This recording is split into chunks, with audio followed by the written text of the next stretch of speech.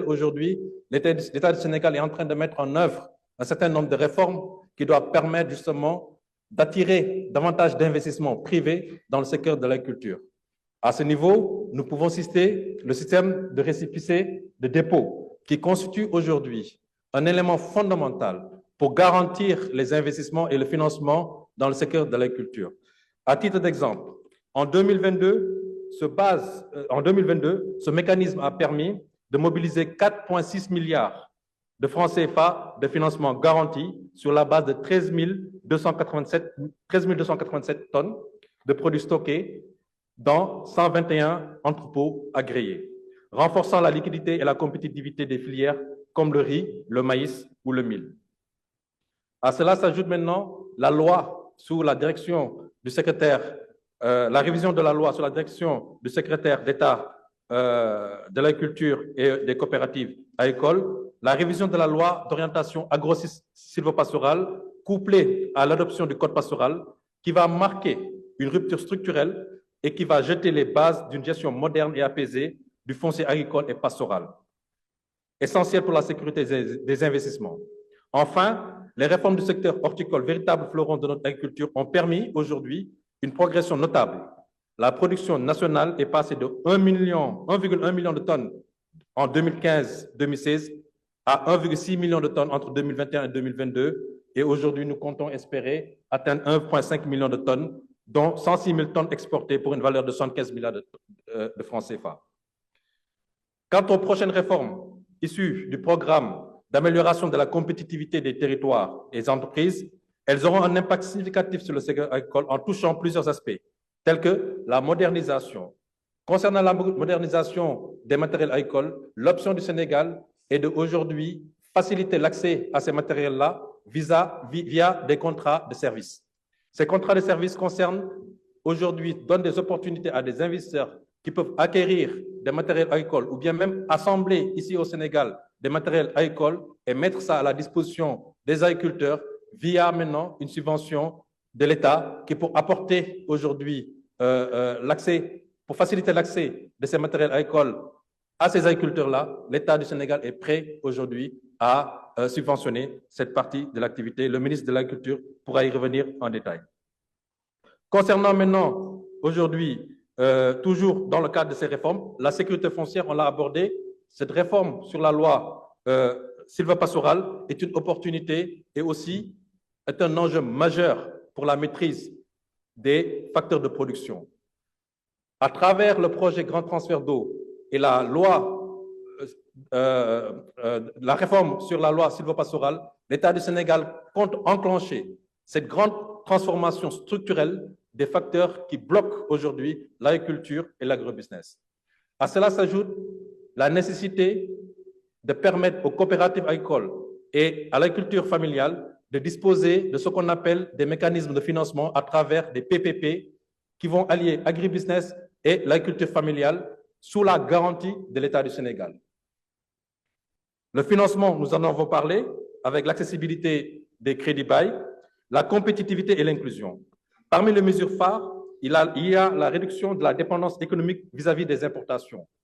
À ce niveau, l'État du Sénégal est en train de travailler sur un projet de loi du régime import-substitution qui doivent être intégrés dans les zones économiques sociales. Et il me plaît aujourd'hui d'annoncer qu'avec le ministère de l'Agriculture, nous sommes en train de travailler sur un schéma au niveau territorial dans le cadre de la décentralisation, mais surtout dans le cadre de la territorialisation des investissements, de travailler sur un schéma de zones économiques spécialisées dédiées exclusivement à l'agriculture pour booster dans les zones à forte valeur ajoutée, notamment la zone sud où la Sodagri a aménagé des zones et qui a permis aujourd'hui à la zone de Kolda d'être le premier producteur de riz.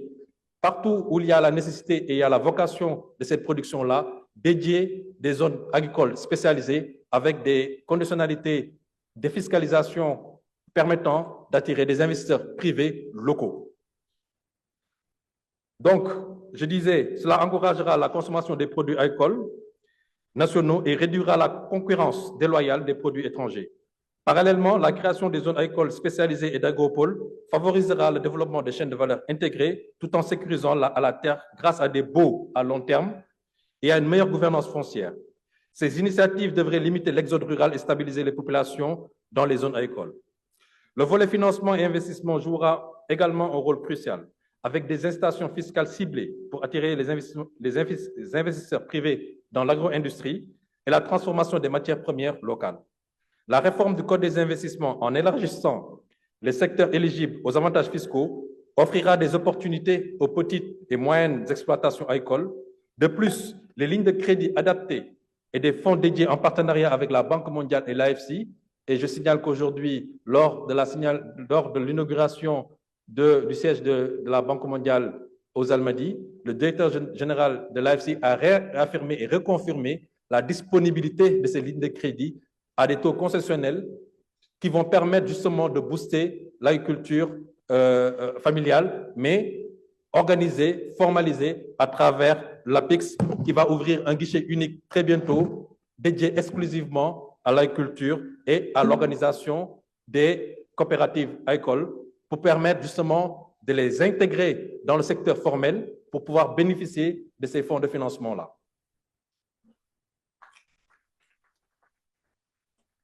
Avec la Banque mondiale et l'AFC, permettront aux petits exploitants et aux coopératives d'accéder plus facilement aux ressources financières nécessaires pour moderniser leurs activités.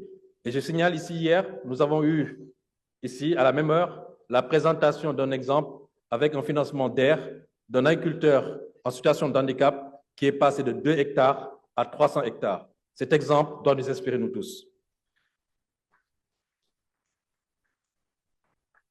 La transition énergétique, notamment à travers le développement des énergies renouvelables en milieu rural, contribuera à réduire des coûts de production, en particulier pour l'irrigation, grâce à des solutions comme les pompes solaires.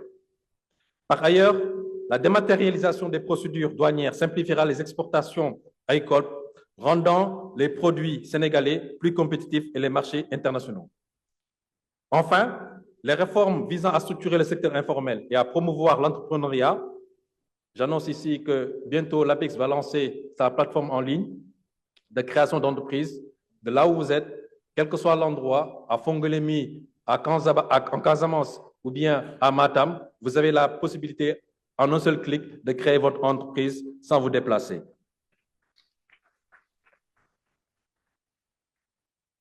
Rendant les produits sénégalais plus compétitifs sur les marchés internationaux.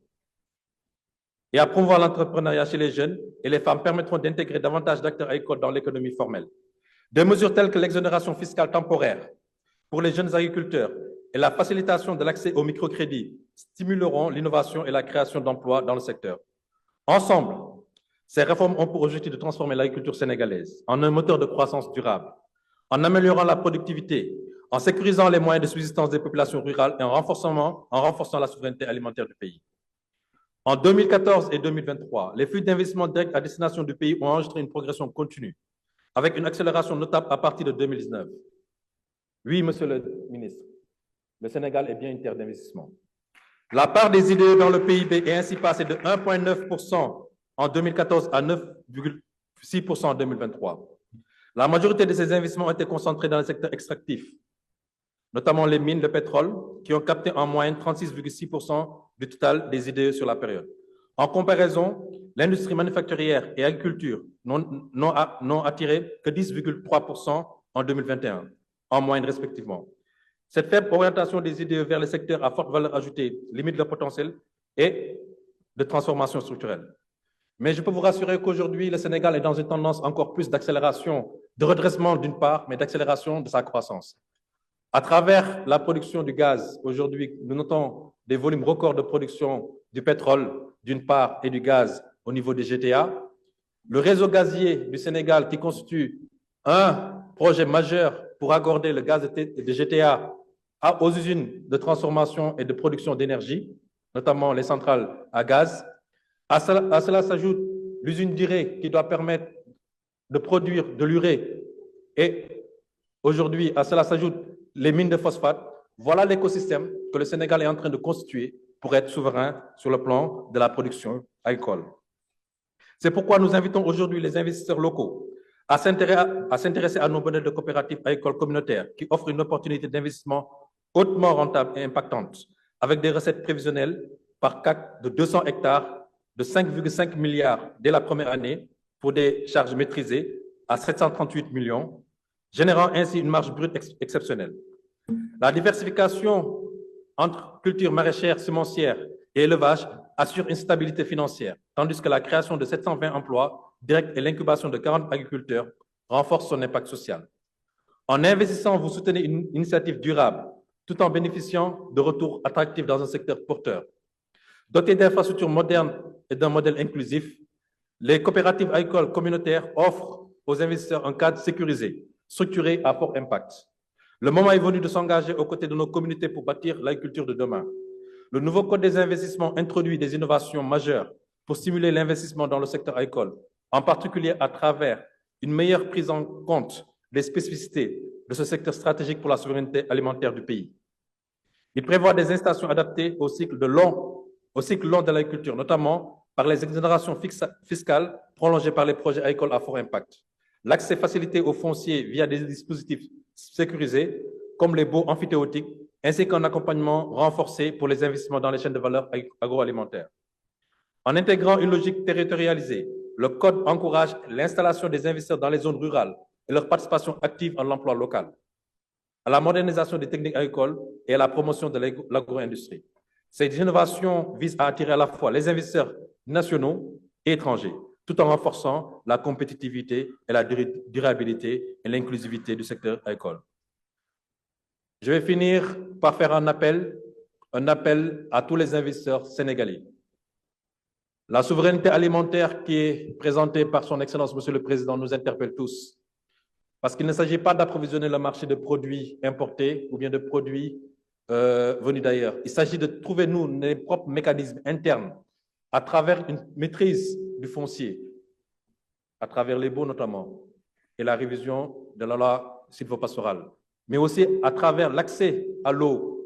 Le grand transfert d'eau a pour objectif de faciliter l'accès à cette eau. À travers les mécanismes de financement, nous y travaillons avec le ministre de l'Agriculture pour faciliter l'accès à l'investissement.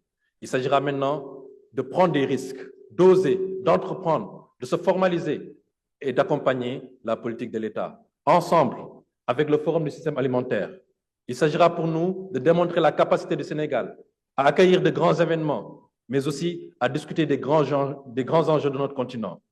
À la suite de ce forum, l'État du Sénégal organisera également, en partenariat aussi avec l'APIX, le Forum Invest in Sénégal, qui ne s'agira pas seulement du secteur agricole, mais également de l'ensemble des secteurs de la vision Sénégal 2050. Je vous remercie.